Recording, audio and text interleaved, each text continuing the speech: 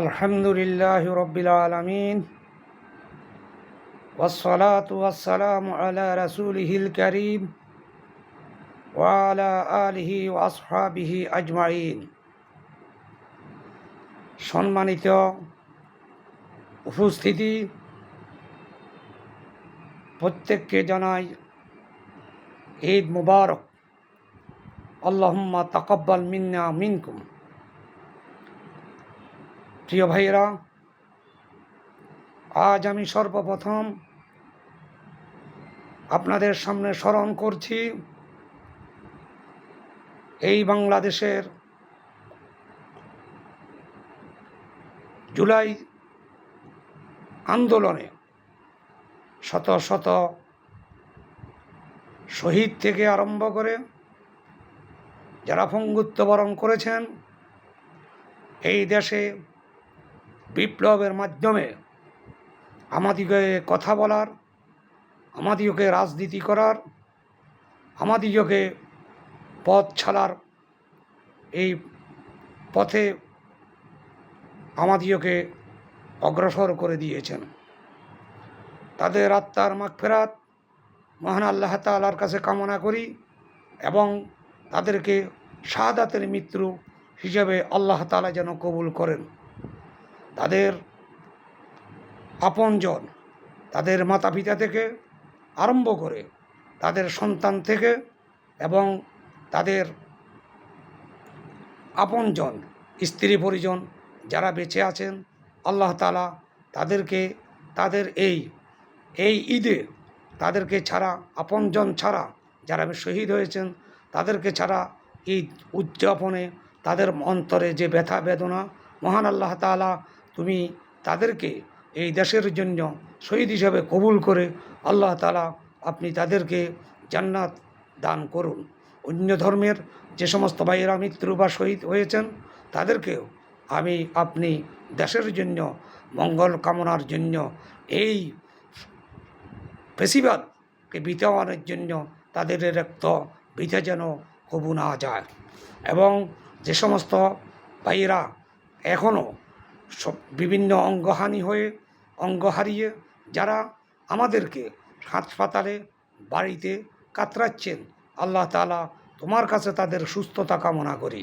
এবং তার আগে এই বাংলাদেশে বিগত 17 বছর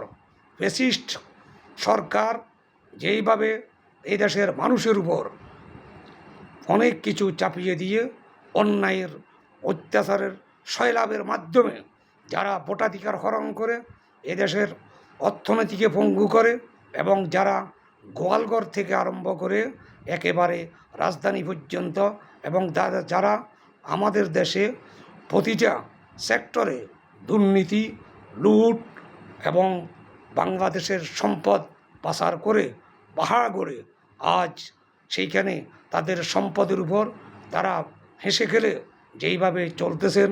আল্লাহ তাআলা তুমি তাদেরকে তাদের এই জিলদতির জীবন দীর্ঘ করে দাও এবং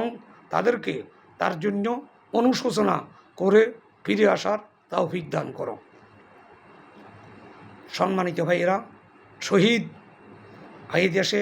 বিগত 17 বছরে গুম করা হয়েছে অনেক রাজনীতিবিদ নেতৃবৃন্দ থেকে আরম্ভ করে অনেকেই ফাঁসি দেওয়া হয়েছে এবং জেলখানায় ঢুকরে তাদেরকে মৃত্যুর পথে ঠেলে দিয়েছেন। এই জালিম, এই ফ্যাসিস্ট তাদের অহংকার এবং তাদের যে অন্যায় অত্যাচার এইভাবেই তারা চালিয়ে গিয়েছেন যে তারা মনে করেছেন তারা আমৃত্যু এদেশে ক্ষমতার আরোহণে থাকবেন, তাদেরকে কেউ কিছু করার কোনো রকমের কোনো শক্তি নাই এবং তারা সেইভাবে প্রতিটি জায়গায় প্রতিটি সেক্টরে তারা এইভাবে তাদের 3 স্তরের 4 স্তরের বাহিনীকে এইভাবে লেলিয়ে দিয়ে তারা দেশকে অরাজকতার দিকে দুর্নীতির সয়লাবে ঠেলে দিয়েছেন এবং দুর্নীতিতে মহোৎসব করেছেন। তারা আমাদের দেশে এই বাংলাদেশে উন্নয়নের নামে তারা লুটের সাগরে মহাসাগরে ভেসেছেন এবং তারা আমাদের দেশের সম্পদকে কুক্ষিগত করেছেন। এবং এই রিহান এই ফ্যাসিস্ট সরকার আমাদিওকে নামাজ থেকে জাতীয় মসজিদ বাইতুল মুকাররম থেকে আরম্ভ করে পৃথিবীর অনেক ক্ষেত্রে এক মুসলমানদেরকে যাদেরকে জঙ্গি হিসাবে চিহ্নিত করে, নামাজি লোকদেরকে চিহ্নিত করে এবং সাধারণ জীবনযাপনের মুসলমানদেরকে চিহ্নিত করে বিদেশের কাছে জঙ্গি হিসাবে উপস্থাপন করে মুসলমানদেরকে হেয় প্রতিপন্ন করে আনন্দ পেয়েছেন এবং জঙ্গি নাটকের নামে এই দেশের মেধাবান কতগুলি ছেলেকে হত্যা করে এই দেশকে পঙ্গু করে এবং বুদ্ধিজীবী এই হত্যা করে বিভিন্ন বিশ্ববিদ্যালয়ের ছাত্রদেরকে হত্যা করে তারা আমাদের দেশে মেধাহীন করে আমাদের দেশকে ভারতের হাতে উঠিয়ে পরাধীনতার শিকলে আমাদিওকে বদ্ধ করার জন্য তারা ছিলেন শপথবদ্ধ এবং তারা ছিলেন সেই ব্যাপারে দৃঢ় প্রতিজ্ঞ। আল্লাহ তাআলা তার দয়ায় আমাদিওকে এই দেশের আপামর ছাত্র জনতার আন্দোলনে এবং রাজনৈতিক নেতৃবৃন্দের সহযোগিতায় এবং তাদের পরামর্শে, তাদের দৃঢ় মনোবলে এবং তাদের সার্বিক সহযোগিতায় আল্লাহ তাআলা এই পাথরকে এই দেশের 18 কোটি মানুষের হৃদয় থেকে মুছে দিয়ে ক্ষণিকের তরে আল্লাহ তাআলা তাকে সেইভাবে যেভাবে আমাদের দেশে স্রোতের মতো যেভাবে রোহিঙ্গারা ভেসে এসেছেন, আজ আমাদের দেশের সেই অহংকারীগুলিকে আল্লাহ তাআলা রোহিঙ্গার মতো পরবাসী করে বিদেশেও চোরের মতো লুকিয়ে লুকিয়ে অথবা গর্তে থেকে বড় বড় আওয়াজ বুলিয়ে আজ তারা ওই দেশের মানুষকে যে ওই দেশে বিভিন্ন জায়গায় আশ্রয় নিয়েও তারা মানুষকে বিভিন্ন রকম হুঙ্কার দিয়ে যাচ্ছেন। তাদের জুলুমের মাত্রা এই পরিমাণ বৃদ্ধি পেয়েছিল যে তারা এত অপকর্ম করে এইভাবে লাঞ্ছিত হয়ে এই দেশ থেকে পালিয়ে গিয়েও তাদের কাছে বিন্দু পরিমাণ কোনো রকমের সেই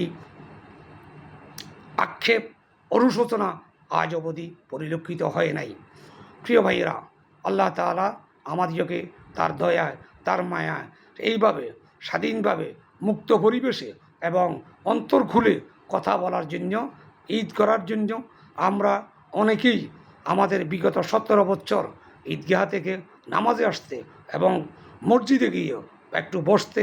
ভয়ে থাকতাম, কখন না জানি আবার জঙ্গিবাদের ও আমাদেরকে উপাধি দিয়ে আমাদেরকে এইভাবে মসজিদ থেকে হেনস্থা করে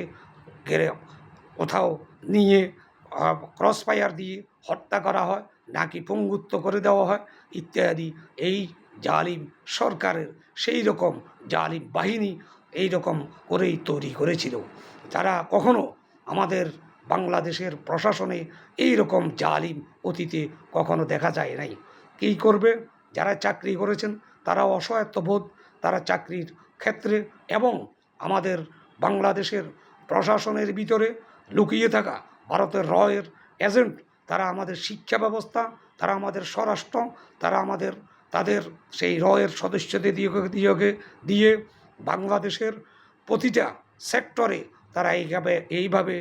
যে আমাদেরকে হয়রানির জন্য, আমাদিওকে মাথা উঁচু করে না দাঁড়ানোর জন্য, আমাদিওকে তাদের পরাধীন জাতি হিসাবে বেঁচে থাকার জন্য আমাদের বুদ্ধিজীবী থেকে, আমাদের শিক্ষক থেকে, আমাদের মেধাবী ছাত্রগুলি থেকে আরম্ভ করে মেধাবী রাজনীতিবিদগুলিকে তারা শেষ করে দিয়ে এই দেশকে পঙ্গু রাষ্ট্রে তাদের করদ রাজ্যে বানানোর জন্য তারা সেই দ্বিতীয় তাদের আবার এই বাংলাদেশে তারা তাদের সেই পেটুয়া এবং তাদের সেই তাদের কাছে মাথানতকারী, তাদের কাছে বর্তমানে আশ্রয় প্রদানকারী সেই তাদের লেলিয়া পেটুয়া বাহিনী দিয়েই এই দেশকে প্রশাসন থেকে সব কিছুতে সাজিয়েছিলেন। আল্লাহ তাআলা দয়া করেছেন বলে আজ 17 বছর পরে আমরা ঈদ থেকে আরম্ভ করে আমরা ঈদ পুনর্মিলনী থেকে আরম্ভ করে আমরা রাস্তাঘাটে আজ সুন্দর সেই রকম হাঁটতে পারছি, চলতে পারতেছি। কিন্তু আমাদের এই বিপ্লব এখনও কাঙ্ক্ষিত মানে পৌঁছে নাই। কেননা আমাদের কিছু লোকদের ক্ষমতায় যাওয়ার খায়েশ এমনভাবে চেপে বসেছে যে আমাদিওকে ঈদের আনন্দেও বা ঈদ পূর্ব মুহূর্তেও যখন এখনও আমাদের সেই স্বৈরপতিত শাসক আমাদের দেশ থেকে পালিয়ে গিয়ে বাংলাদেশের বিভিন্ন ষড়যন্ত্রে তাদের অঢেল সম্পদকে ব্যয় করে এবং এই দেশে তাদের লুকিয়ে থাকা সন্ত্রাসী যাদের কাছে রয়েছে অঢেল অস্ত্র অঢেল টাকা তাদেরকে লেলিয়ে দিয়ে বিভিন্ন সময় বিভিন্ন নামে বাংলাদেশের প্রশাসনকে এবং বাংলাদেশের আইন শৃঙ্খলাকে তারা বিভিন্ন সময় কলুষিত করছে এবং তত্ত্বাবধায়ক এই সরকারকে তথা তাদেরকে হয়রানির উপর থেকে রেখে বাংলাদেশের জনগণকে সবসময় ভয়ভীতির উপরেই তারা চালিয়ে যাচ্ছে। কিন্তু দুর্ভাগ্যের বিষয় আমাদের প্রাজ্ঞ রাজনীতিবিদেরা এবং আমাদের বাংলাদেশের দেশপ্রেমিক দলগুলি তাদের মাঝে আজ আবার নতুন করে হিংসা মাথাচাড়া দিয়ে উঠেছে, যা দেশবাসী কখনো কামনা করে না। এবং এর মাঝেও বেশ কিছু আমাদের প্রাজ্ঞ রাজনীতিবিদ দেশপ্রেমিক তাদের মাঝে আজও ক্ষমতার মোহে তারা এই রকম হয়ে গিয়েছেন যে তারা যেন ক্ষমতা পেলেই তারা যেন হাল ছেড়ে বাঁচেন। কিন্তু এত অতীত আপনাদের অতীতেও এত বড় স্বাদের নয়। সুতরাং আপনারা যারা আজ আমরা এই পুনর্মিলনী আমরা একত্রিত হয়েছি, আল্লাহ তাআলার শুকরিয়া আদায় করি। আল্লাহ তাআলা যেন আমাদেরকে আবার কখনো এই রকম আবার স্বৈর শাসক দিয়ে জালিম দিয়ে আমাদিগকে চাপিয়ে না দিয়ে আমাদিগকে যেন আল্লাহ তাআলা এই পরিবেশ যেন আমাদের জন্য উন্মুক্ত রাখেন এবং আমাদের অন্তরে যেন বক্রতা কখনো তৈরি না হয়। প্রিয় ভাইরা, আপনারা প্রত্যেকে অবগত আছেন বিগত বেশ কিছু এইভাবে আমাদের এই পতিত সরকার আমাদের প্রতিটা সেক্টরে এমনভাবে তাদের নিজস্ব লোক থেকে এই রকম সচিবালয় থেকে একেবারে বাজারের ইজারাদার থেকে আরম্ভ করে পরিবহন থেকে আরম্ভ করে প্রতিটি সেক্টরে তারা আমাদের অনেক কিছু ভারতের হাতে উঠিয়ে দিয়েছেন এবং তাদের নিজস্ব বাংলাদেশের 2-3 জেলার তাদের খাস লোকগুলিকে দিয়ে প্রশাসনে অযোগ্য লোক দিয়ে এবং বিচারালয় থেকে সব কিছুতে এভাবে ঢেলে সাজিয়ে বাংলাদেশকে তারা জুলুমের স্বর্গে পরিণত করেছিলেন। আজ আমি আল্লাহ তাআলার শুকরিয়া আদায় করি। আল্লাহ তাআলা এই দেশের আপামর জনগণের আপামর শিশুর থেকে আরম্ভ করে নারী থেকে বৃদ্ধ থেকে কেউ আশ্রয় দিয়ে কেউ প্রশ্রয় দিয়ে কেউ সহযোগিতা করে কেউ যে যা কিছু পেরেছেন তা দিয়ে এইভাবে আন্দোলনে জুলাই আন্দোলনের এই বিজয় আল্লাহ তাআলা আমাদিগকে দান করেছেন। আজ এর মাঝে আজও আমাদের মাঝে আমরা কেন জানি আমরা তাদের কাছে তাদের সেই লেলিয়ে দেওয়া বাহিনীর কাছে এবং তাদের সেই কুচক্রী মহলের কাছে কেন যেন আমরা আমাদের বিবেককে তা বন্ধক রেখে তাদেরকে আমরা আশ্রয় এবং প্রশ্রয় দেওয়ার জন্য উঠে পড়ে লেগে গিয়েছি এবং তাদেরকে ধরে বিড়িয়ে আমরা আমাদের নিজেদের ভিতরে দলের ভিতরে দুর্দিনের লোকদের ভিতরে এবং এই বিভিন্ন সংগঠনের যেভাবে দলের লোকদের মধ্যে যেরকম ইস্পাত কঠিন ঐক্য ছিল সেইগুলিকে এখন আবার ভারতের ইশারায় কেউ যেন এইগুলি থেকে বিশৃঙ্খল হয়ে আবার দেশকে একটা বিপদের সম্মুখীন অথবা আবার আরেকটা যুদ্ধের সম্মুখীন করেই দাঁড়িয়ে যাচ্ছেন এবং এই বিশৃঙ্খলা আমাদিগকে কতটুকু সফলতা এনে দিবে আল্লাহ তাআলাই ভালো জানেন এবং সম্মানিত বিজ্ঞ দেশবাসী দলের প্রত্যেক স্তরের মাঠ পর্যায় থেকে প্রত্যেকের প্রতি উদাত্ত আহ্বান জানাই আমরা এই রকম বিশৃঙ্খলায় যেন লিপ্ত না হই, আমরা হানাহানিতে লিপ্ত না হই, আমরা আইনশৃঙ্খলাকে ক্ষতিগ্রস্ত করা থেকে নিজেদের ক্ষতিগ্রস্ত করা থেকে আমরা লুটেরাতে জড়িত না হই এবং আমরা যদি 17 বছর আমরা যেভাবে এইরকম উন্মুক্ত পরিবেশে চলতে পারি নাই, উন্মুক্ত মুক্তভাবে ঈদ করতে পারি নাই, উন্মুক্তভাবে ব্যবসা বাণিজ্য করতে পারি নাই। সব কিছুতে আমাদের ছিল বাধা। সেই বাধা থেকে পেরিয়ে আল্লাহ তাআলা যখন আমাদেরকে এই সুযোগ দান করেছেন, সেই সুযোগ আমরা সবরের সহিত এবং আমরা আমাদের মেধার সহিত আমরা ঐক্যবদ্ধভাবে আবার সামনের দিকে অগ্রসর হই।